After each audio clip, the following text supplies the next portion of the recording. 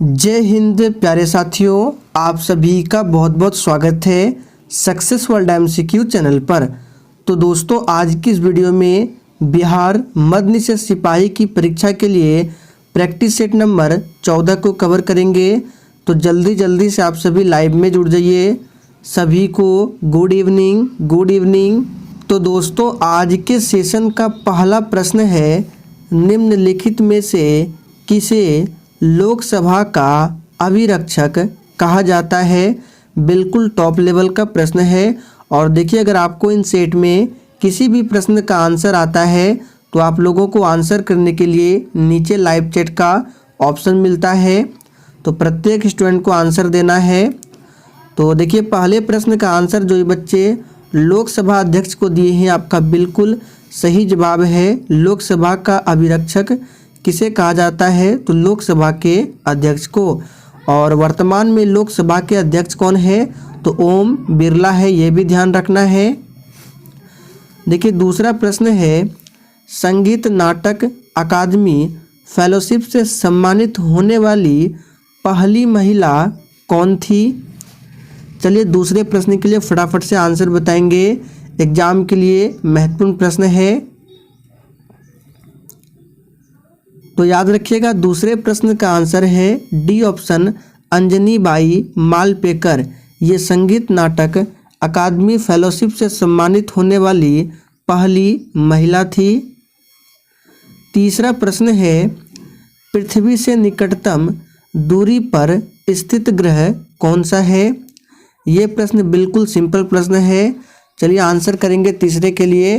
पृथ्वी से निकटतम दूरी पर स्थित ग्रह कौन सा है? तो तीसरे प्रश्न का आंसर क्या है? शुक्र ग्रह। ध्यान रखना है, शुक्र ग्रह सौरमंडल का सबसे गर्म ग्रह है। और अगर पूछे कि सूर्य से सबसे नज़दीक ग्रह कौन है, तो सूर्य से सबसे नज़दीक है बुध। ध्यान रखना है। और बुध के बाद है शुक्र, फिर उसके बाद है पृथ्वी। यानी ग्रहों के क्रम की दृष्टि से देखा जाए तो पृथ्वी जो है सूर्य से ये पहला, दूसरा, तीसरे स्थान पर आता है। सौरमंडल का सबसे बड़ा ग्रह बृहस्पति ग्रह है, ध्यान रखना है। और सौरमंडल में बुध और शुक्र ये दो ऐसे ग्रह हैं जिनके पास एक भी उपग्रह नहीं है, ध्यान रखना है। चौथा प्रश्न है, किस वर्ष में केरल को देश में पूर्ण रूप से साक्षर राज्य घोषित किया गया था? चलिए चौथे प्रश्न के लिए फटाफट से आंसर बताएंगे। तो देखिए, इसका सही जवाब है 1991 में, ध्यान रखना है। अगला प्रश्न है, अस्थायी लोकसभा अध्यक्ष को कौन नियुक्त करता है? चलिए पांचवें प्रश्न के लिए आंसर बताएंगे। अस्थायी लोकसभा अध्यक्ष को कौन नियुक्त करता है? तो देखिए, पांचवें प्रश्न का आंसर क्या होगा? तो जो ये बच्चे राष्ट्रपति को दिए हैं, आपका बिल्कुल सही आंसर है। और राष्ट्रपति के बारे में संविधान के किस अनुच्छेद में बताया गया है? तो 52 से लेकर 61 तक में राष्ट्रपति के बारे में बताया गया है।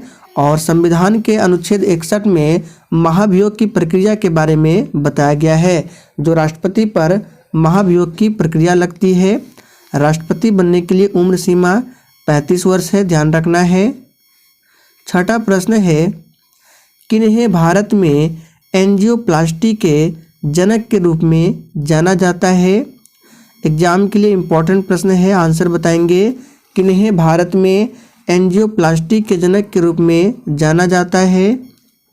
तो छठे प्रश्न का आंसर है बी ऑप्शन, मैथ्यू क्लारिकल को जाना जाता है, ध्यान रखना है। और दोस्तों, उस चैनल पर आज शाम 4 बजे हिस्ट्री जीके का क्लास हुआ है, जिसमें प्रमुख राजवंश एवं उनके संस्थापक और राजधानियों के बारे में डिटेल में बताया गया है।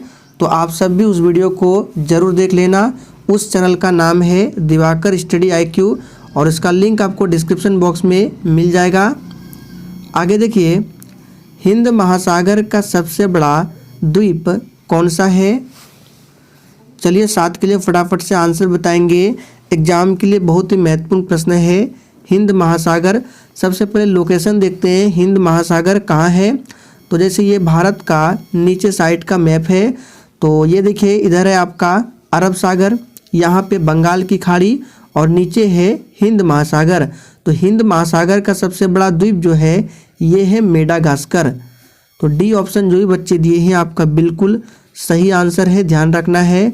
मालदीव की राजधानी माले है। लक्षद्वीप की राजधानी कहाँ है?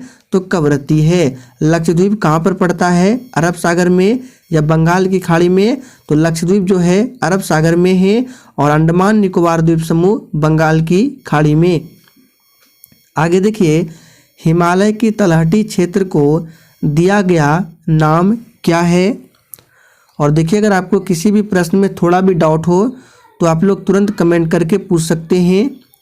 तो हिमालय की तलहटी क्षेत्र को दिया गया नाम क्या है? तो ये है शिवालिक, ध्यान रखना है। और हिमालय जो है ये वलित पर्वत का उदाहरण है, एग्जाम में पूछा हुआ प्रश्न है। आगे देखिए, भारत की प्रमुख नदियों में से कौन सी एक नदी है जो डेल्टा का निर्माण नहीं करती है? एग्जाम के लिए महत्वपूर्ण प्रश्न है। तो देखिए हमने आपको बताया था नर्मदा और ताप्ती दो ऐसी नदियां हैं जो डेल्टा का निर्माण नहीं करती है बल्कि ये एस्चुरी का निर्माण करती है। जैसे देखिए ये आपका हो गया अरब सागर इधर और ये बंगाल खाड़ी। तो बंगाल की खाड़ी में जितनी भी नदियां गिरती है वो डेल्टा का निर्माण करती है और पश्चिम की ओर बहने वाली जितनी भी नदियां हैं वो डेल्टा का निर्माण नहीं करके एस्चुरी का निर्माण करती है और वो है नर्मदा और ताप्ती। और इसी नर्मदा नदी पर सरदार सरोवर बांध है, ध्यान रखना है। नागार्जुन सागर बांध कृष्णा नदी पर है, ध्यान रखना है। मेट्टूर बांध पूछा जाता है, कावेरी नदी पर है। आगे देखिए, खादर का क्या अर्थ है? और देखिए प्रश्नों के साथ जितने भी हम आपको एक्स्ट्रा फैक्ट बताते हैं ध्यानपूर्वक सुने, आपका डेली रिवीजन होता है। तो हमने आपको जलोढ़ मिट्टी के बारे में पढ़ा था कि भारत में सबसे अधिक विस्तार किस मिट्टी का है? तो जलोढ़ मिट्टी का है। और जलोढ़ मिट्टी दो प्रकार की होती है, पुरानी जलोढ़ मिट्टी और नई जलोढ़ मिट्टी, जिसमें से खादर बोला जाता है नई जलोढ़ मिट्टी को और बांगर कहा जाता है पुरानी जलोढ़ मिट्टी को। तो जो भी बच्चे डी को दिए हैं आपका बिल्कुल सही जवाब है। आगे देखिए, काल वैसाखी कहाँ वर्षा देती है? ये प्रश्न अब तक एग्जाम में 2 से 3 बार रिपीट हो चुका है, इसलिए ध्यान रखना है, एग्जाम के लिए इम्पोर्टेंट है। तो इसका सही जवाब जो ये बच्चे पश्चिम बंगाल को दिए हैं सही आंसर है। पश्चिम बंगाल की राजधानी कोलकाता है और कोलकाता जो है हुगली नदी के किनारे बसा हुआ है और पश्चिम बंगाल में ही जूट का सबसे अधिक उत्पादन होता है। यूरोप वासी किस ग्रह की पूजा देवी के रूप में करते हैं? तो देखिए 12वें प्रश्न का आंसर है शुक्र। यूरोप वासी शुक्र ग्रह की पूजा देवी के रूप में करते हैं। शुक्र ग्रह सौरमंडल का सबसे गर्म ग्रह है। बुध ग्रह सबसे छोटा है। मंगल ग्रह को लाल ग्रह कहा जाता है। आगे देखिए, अकबर का दरबारी कवि कौन था? बिल्कुल टॉप लेवल का प्रश्न है, आंसर करेंगे। और देखिए कल यानी 25 तारीख है और कल आपका ये क्लास शायद बंद रह सकता है और ऐसे बंद हुआ तो मैं आपको टेलीग्राम पर इन्फॉर्म कर दूंगा। चलिए 13 के लिए आंसर बताएंगे, अकबर का दरबारी कवि कौन था। और जो भी स्टूडेंट टेलीग्राम से अभी तक नहीं जुड़े हैं तो लिंक डिस्क्रिप्शन बॉक्स में है, जाकर ज्वाइन कर लीजिए। तो अकबर का दरबारी कवि कौन था? तो 13वें प्रश्न का आंसर क्या होगा? डी, रहीम खान जो भी दिए हैं आपका बिल्कुल सही आंसर है। किस मुगल सम्राट का भारत के ज़्यादातर हिस्सों पर शासन था? फटाफट से आंसर बताएंगे। और देखिए सेशन के लास्ट में सभी को अपना अपना स्कोर कमेंट करके ज़रूर बताना है, मैं सभी के स्कोर को डेली चेक करता हूँ। तो 14 नंबर का आंसर क्या होगा? औरंगजेब का, याद रखना है। औरंगजेब का जो शासन था भारत के ज़्यादातर हिस्सों पर था। जयप्रकाश दिवस मनाया गया जनवरी 1946 में। और देखिए जयप्रकाश नारायण जो है इनको लोकनायक की उपाधि दी गई है, तो आपको ध्यान रखना है। तो 15वें प्रश्न का आंसर क्या होगा? अप्रैल 1946। आगे देखिए, प्रकाश संश्लेषण होता है अब देखिए ये प्रश्न कितना ईजी है और आपके एग्जाम में 1 से 2 बार ये प्रश्न पूछा जा चुका है बिहार पुलिस और बिहार मद्य सिपाही में। तो इसका आंसर सभी को पता है और सभी को मालूम भी है कि प्रकाश संश्लेषण केवल और केवल दिन में होता है। तो डी ऑप्शन जो भी बच्चे दिए हैं आपका सही आंसर है। जीव विकास को सर्वप्रथम किसने समझाया? ये प्रश्न आपके एग्जाम के लिए इम्पोर्टेंट है। चलिए आंसर बताएंगे, जीव विकास को सर्वप्रथम किसने समझाया? तो सही जवाब है लैमार्क ने। आगे देखिए, प्रयोगशाला में सर्वप्रथम डीएनए का संश्लेषण किसने किया था? चलिए फटाफट से 18 के लिए आंसर बताएंगे। तो बिल्कुल सही जवाब दिए हैं, प्रयोगशाला में सर्वप्रथम डीएनए का संश्लेषण किसने किया था? तो बी ऑप्शन है खुराना ने। आगे देखिए, भारत में डेजर्ट नेशनल पार्क निम्नलिखित में से किस स्थान पर स्थित है? तो 19 का आंसर क्या होगा? जैसलमेर और बाड़मेर। ध्यान रखना है जैसलमेर और बाड़मेर। और चूरू को ध्यान रखना है, शायद एग्जाम में प्रश्न ये बन सकता है कि सबसे अधिक गर्मी वाला जो स्थान है ये कौन सा है? तो ये चूरू है।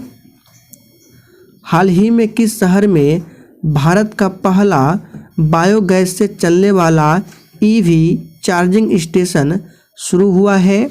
देखिए ये करंट अफेयर्स के प्रश्न हैं और आपके एग्जाम में 1 से 2 प्रश्न करंट अफेयर्स से भी पूछे जाते हैं, इसलिए हमने प्रैक्टिस सेट में करंट अफेयर्स के क्वेश्चंस को भी रखा है। तो 20वें प्रश्न का आंसर क्या होगा? मुंबई में। याद कर लीजिएगा, मुंबई शहर में भारत का पहला बायोगैस से चलने वाला ईवी चार्जिंग स्टेशन शुरू हुआ है। आगे देखिए, शेर शाह का मकबरा कहाँ पर निर्मित है? तो हमने आपको मकबरा के बारे में बहुत बार बताया है, बाबर का, अकबर का, जहांगीर का, शेरशाह सूरी का। तो शेरशाह सूरी का मकबरा बिहार के सासाराम में है। बिल्कुल सही जवाब दिया आप लोगों ने। आगे देखिए, मगध पर शासन करने वाले राजवंश का सही क्रम क्या है? और देखिए इसके बारे में हमने आज उस चैनल पर पढ़ाया है, प्रमुख राजवंश और उनके संस्थापक जो टॉपिक था उसमें बताया गया है। तो यहाँ पे बताना है मगध पर शासन करने वाले राजवंश का सही क्रम। तो देखिए डी ऑप्शन तो कभी भी नहीं होगा क्योंकि कण्व तो शुरू में नहीं था। तो इसका जो आंसर होगा, सबसे पहले कौन था? तो हर्यक था। देखिए हर्यक ऑप्शन बी और सी में भी है। और उसके बाद कौन था? उसके बाद शिशुनाग था, दोनों में है बी और सी। शिशुनाग के बाद कौन था? तो नंद था। तो नंद भी देखिए तीनों में, दोनों में है बी और सी। उसके बाद मौर्य था, सही है। और मौर्य के बाद कौन था? तो पहले शुंग था, उसके बाद था कण्व। तो इसका जो आंसर होगा सी ऑप्शन जाएगा, हर्यक वंश, शिशुनाग वंश, नंद वंश, मौर्य वंश, शुंग वंश और कण्व वंश। अब चलिए सभी के संस्थापक को थोड़ा सा शॉर्ट में बता देते हैं।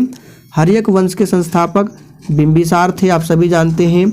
और बात करें शिशुनाग वंश के संस्थापक, तो शिशुनाग थे। नंद वंश के संस्थापक महापद्म नंद थे। मौर्य वंश के संस्थापक सभी को पता है, चंद्रगुप्त मौर्य। शुंग वंश के संस्थापक कौन थे? पुष्यमित्र शुंग थे। कण्व वंश के संस्थापक कौन थे? तो वसुदेव थे। हमने आपको शॉर्ट में बता दिया, याद रखिएगा। राजगीर में रोपवे का निर्माण किस देश की सरकार के सहयोग से किया गया है? चलिए 23 के लिए फटाफट से आंसर बताएंगे। तो देखिए याद रखिएगा, ये भी प्रश्न इंपॉर्टेंट है। तो जापान के सहयोग से। प्रथम जीवित व्यक्ति कौन थे जिनके जीवन काल में डाक टिकट जारी किए गए हैं?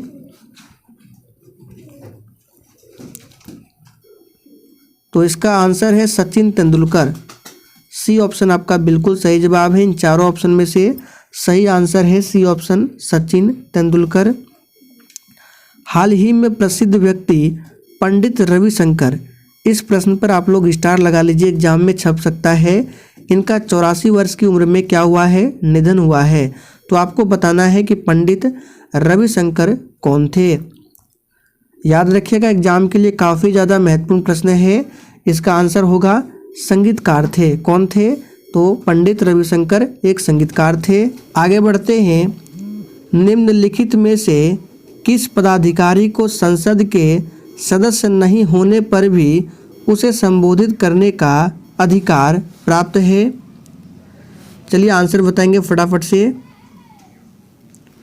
तो 26वें प्रश्न का आंसर क्या होगा?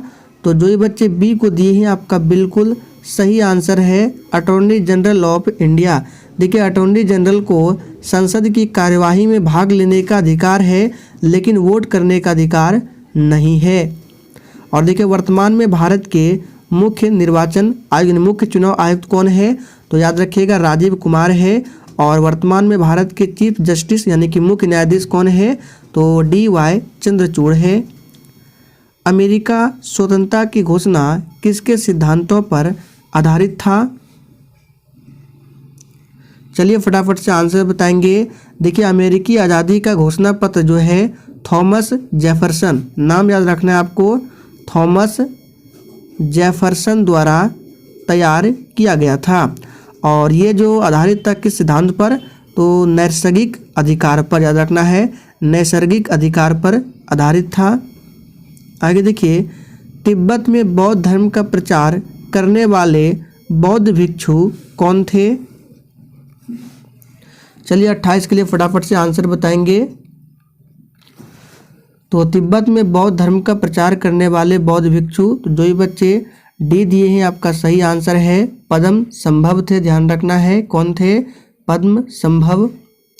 आगे देखिए यहाँ पे इसका नाम जो होगा इस तरह से नहीं होगा, इस तरह से पद्म संभाव, ठीक है, पद्म संभाव थे। आगे देखिए ऑपरेशन ब्लैक बोर्ड का उद्देश्य क्या है? चलिए 29 के लिए आंसर करेंगे फटाफट से। और एग्जाम में इसी तरह के प्रश्न बिल्कुल पूछे जाते हैं। ऑपरेशन ब्लैक बोर्ड का उद्देश्य क्या है? तो इसका आंसर है शिक्षा के दृष्टिकोण से पिछड़े क्षेत्रों में प्राथमिक शिक्षा प्रदान करना। ये ऑपरेशन ब्लैक बोर्ड का उद्देश्य है। गांधी जी का नमक सत्याग्रह किस आंदोलन का हिस्सा था? चलिए 30 के लिए आंसर बताएंगे फटाफट से। तो देखिए गांधी का जो नमक सत्याग्रह था जिसकी शुरुआत होती है 12 मार्च 1930 को दांडी यात्रा से और सविनय अवज्ञा आंदोलन का हिस्सा था। तो सही जवाब है ऑप्शन डी, सविनय अवज्ञा आंदोलन का हिस्सा था। असहयोग आंदोलन की शुरुआत 1920 में होती है और 1922 में वापस लिया गया था। भारत छोड़ो आंदोलन 1942 में, चंपारण सत्याग्रह 1917 में। मध्ययुगीन लिंगराज मंदिर कहाँ स्थित है? तो सही जवाब है इसका 31 का ऑप्शन ए, भुवनेश्वर में। ओडिशा की राजधानी भुवनेश्वर में स्थित है लिंगराज मंदिर और यह मंदिर जो है भगवान शिव को समर्पित है। आगे देखिए आवश्यकताओं की मांग कैसी होती है? ये प्रश्न बिहार पुलिस में पूछा हुआ प्रश्न है। आवश्यकताओं की जो मांग होती है वो कैसी होती है? तो याद रखिएगा इसको पूरी तरह आलोचनीय होती है। चाय की खेती के लिए उपयुक्त मृदा क्या है? एग्जाम के लिए ये प्रश्न इम्पॉर्टेंट है, इसको खासकर ध्यान रखना।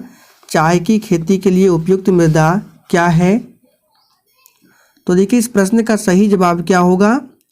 तो 33 नंबर का आंसर है डी ऑप्शन, लेटराइट मृदा। लेटराइट मृदा जो है चाय की खेती के लिए सबसे उपयुक्त मृदा है।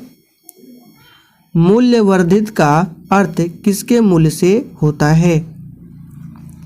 चलिए 34 के लिए आंसर देंगे। मूल्य वर्धित का अर्थ किसके मूल्य से है?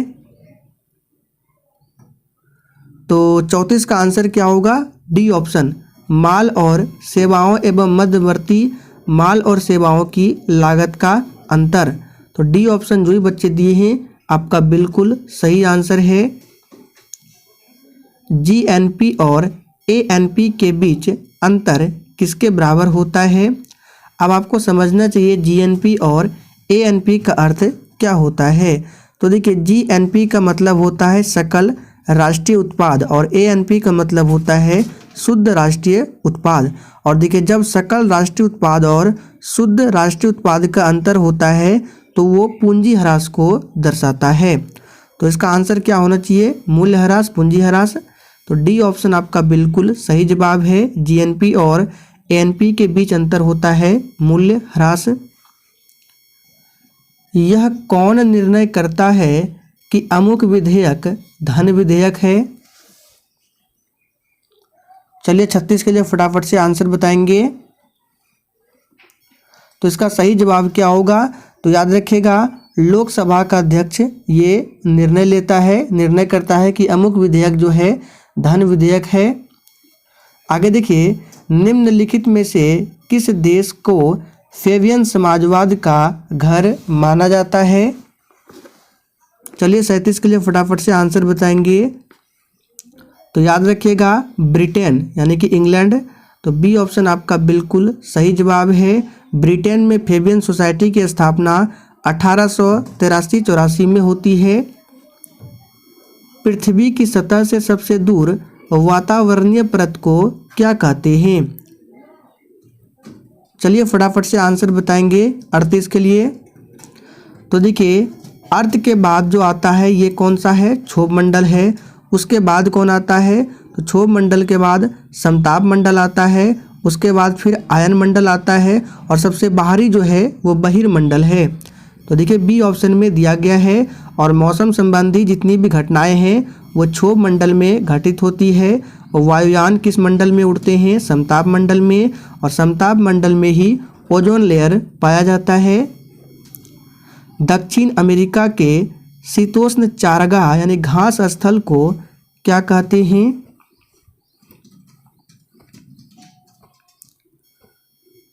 तो 39 का आंसर क्या होगा? तो इस प्रश्न का सही जवाब है बी ऑप्शन, पंपास। आखिरी प्रश्न है, समोच्च रेखाएं कैसे स्थानों को मिलाते हुए खींची जाती हैं? एग्जाम के लिए इम्पोर्टेंट प्रश्न है।